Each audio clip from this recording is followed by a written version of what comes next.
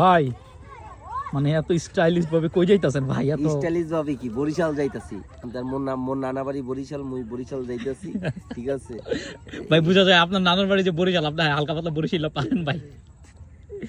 সেই কয়টা বাজে উঠছি, মানে সকাল 6টা বাজে উঠছি।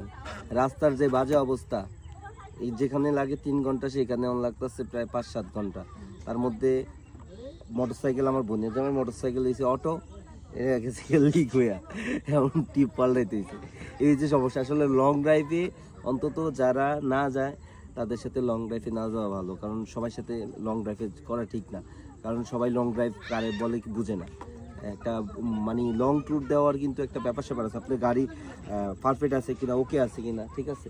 যাই হোক, এই পরিবেশটা দেখে মোটামুটি অনেক ভালো লাগছে। নদীটা আচ্ছা ভাই, আপনি তো ভাই লাইফে অনেকগুলো লং ট্যুর দিয়েছেন, আমার মনে হয় this is the worst tour in your life. মানে এটা সবচেয়ে বাজে ছিল মনে হয়। না না, একটু বাজে ছিল, একটু বাজে, এর চেয়ে বাজে ট্যুর একটু বাজে ট্যুর ছিল।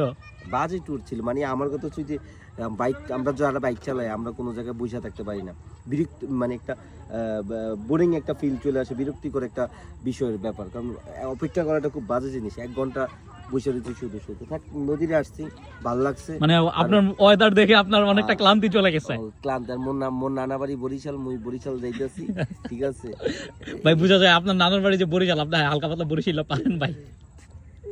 ঠিক আছে ভাই।